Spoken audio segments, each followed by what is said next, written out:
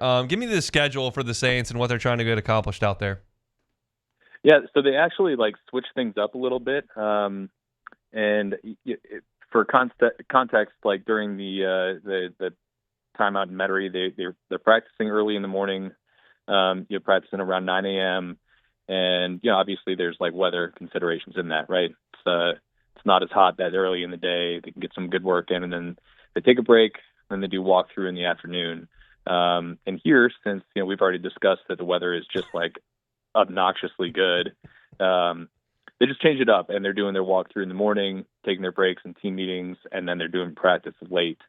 So they're not going to be practicing here until 6 p.m. Central Time, which is not great for a guy who really wants to go see Scherzer and Kershaw tomorrow night in Dodger Stadium. Not going to happen because they're not going to be wrapping up practice till 7:30 tomorrow night after first pitch.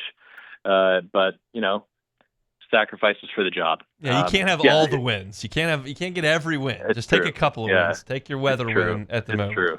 All right, let's talk some black and gold. I'm curious your thoughts on the offensive line, and I want to start with the tackles because they're both new at their various positions. What have you seen, even though they haven't had pads on too long? Yeah, I really like what I've seen. I think they're going to be a good offensive line this year. I don't know if they're going to be great. There are going to be some rough patches for this group, I think, particularly in pass protection, right? They'll be more good than great in pass protection, I think. But 1 through 5, I feel really good about where they're at. I mean, more so than I have at any point since Teron Armstead left the team, right? And they had a really great offensive line back in the late 2010s, and that fueled a lot of their success. So I think one of the things that, the way I'm approaching this team, I really like their coaching staff. I think Kellen Moore and Brandon Staley are both really bright coaches. That sets a higher floor for a team. And I really like their offensive line, which I think sets a floor for the offense. I'm not out here saying they're going to light the world on fire, but I don't think it'd be hard for me, even with their quarterback issues, for me to see this just being a complete disaster for them, because I think their line's going to be good. And I think Banks has just stepped in right away and done everything you want a top 10 pick to do. I think Fuaga's looked really just smooth and natural on the right side. I think Penning has looked good at guard. And then what you're getting out of McCoy and Ruiz. I just think there's a lot of talent on this line, and they're playing like it. So that to me is a really good sign for this team, even if it doesn't mean anything necessarily for this year outside of just being being that floor setter. I think this is something you can really build upon with what they've got going on here. So, by your eye, have they given Rattler and Shough enough time to get the reps that they need? It's tough to evaluate a quarterback who's running for his life all the time. Have they been able to run an offense and give you a good evaluation of what those quarterbacks can do when afforded some time? The first team, yeah. I don't think I would say the same thing about the second and third team, which is that's part of this, right? Offensive line depth, I think, is a concern for 32 NFL teams. But for some, it's a bigger concern than others. And, I thought going into this camp that the Saints had maybe shored up some of their weaknesses there. Will Clapp has had a really hard time snapping the football. It's been weird. There's been a lot of low snaps, which has contributed to a lot of bad plays for the second, third team offense.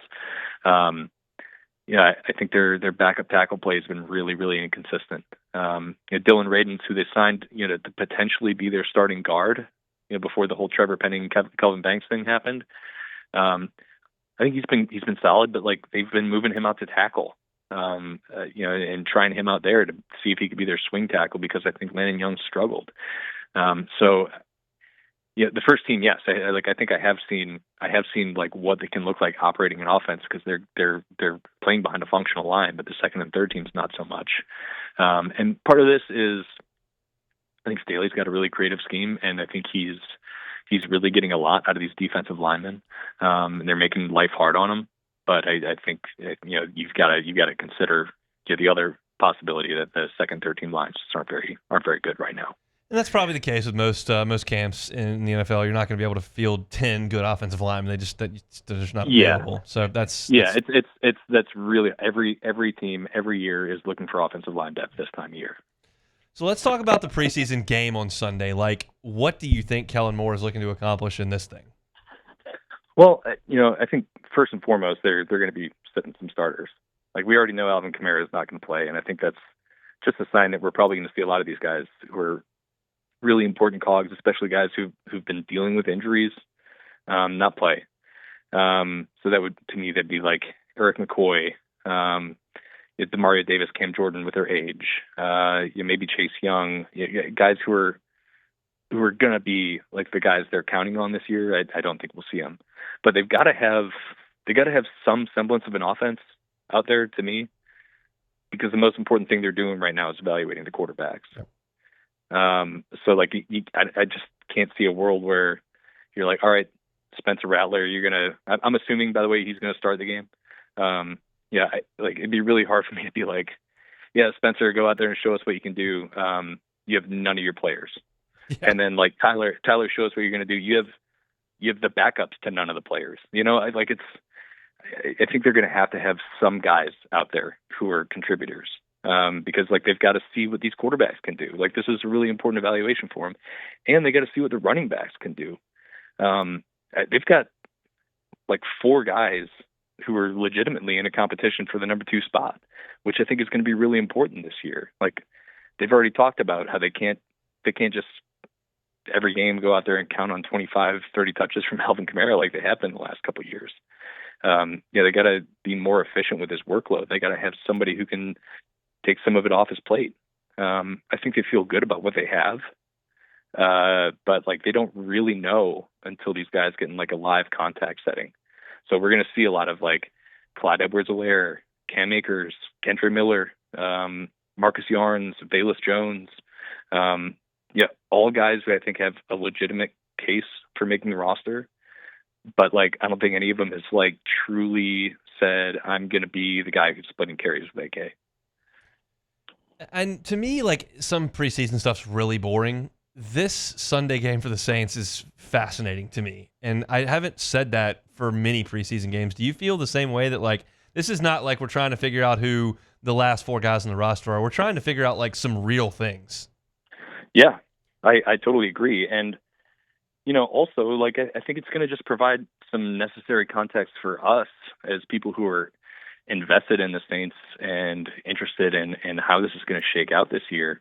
Because all we've seen so far with this like completely new regime and a completely new way of doing things is like what they're doing against each other.